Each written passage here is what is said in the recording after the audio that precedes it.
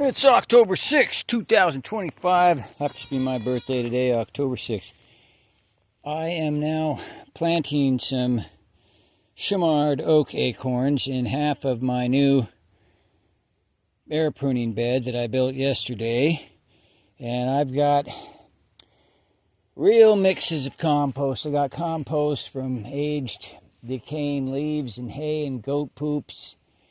I got them from piles of composting forestry mulch with goat poops.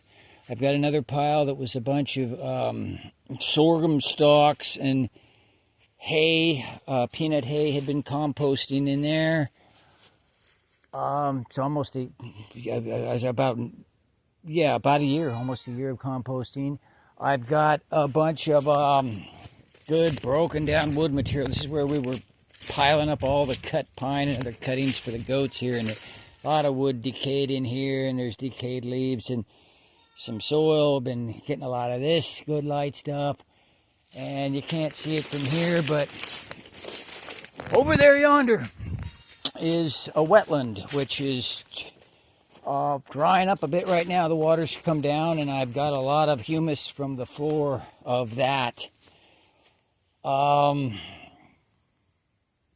That's about it. Yeah, there's just a good mix of different compost and topsoil in here, humus.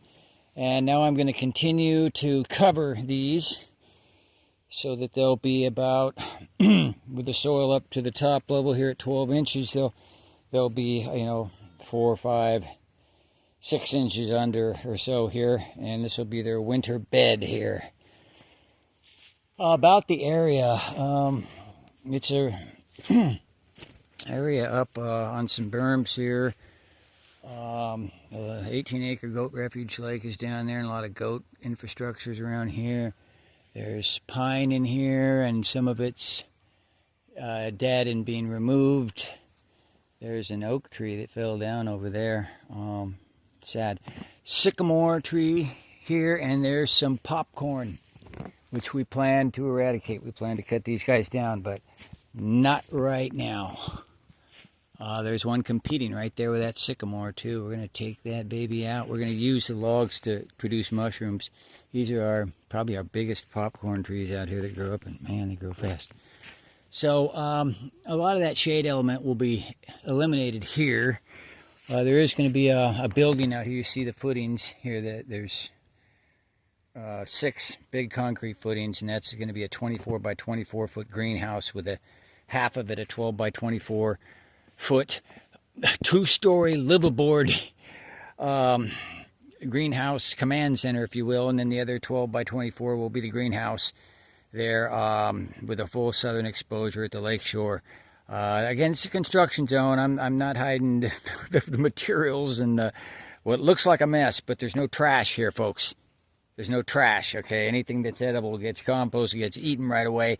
Anything that's burnable gets burnt. Anything that needs to be hauled off gets hauled. But otherwise, there's things that are being stored for use, that are being scavenged and stored for use. But this whole area up here, why do we choose this area? It's close to some of the liveaboard infrastructure and such. The cabin here, the new dehydration facility being built right here, the electrical power, refrigerators for the stratification and such, and for that method.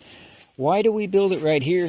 It's because it's also the home of cats. I mean, we keep the cats right in here, we feed the cats, and the cats are what ultimately protect these nuts. Not to say that we aren't going to cover everything also, not only the sides and bottom and such with wire, but we're going to have covers here. But still, we want cats to be on the prowl, and it's best to build these things nearby where the cats are going to be, where they're fed and where they're hunkering down and everything. Again, that's the north there, so the oak in the woods there is not really producing much of a shade element. The grapevines that climb up there and all, we benefit from those leaves. A lot of those dark leaves, those are grape leaves.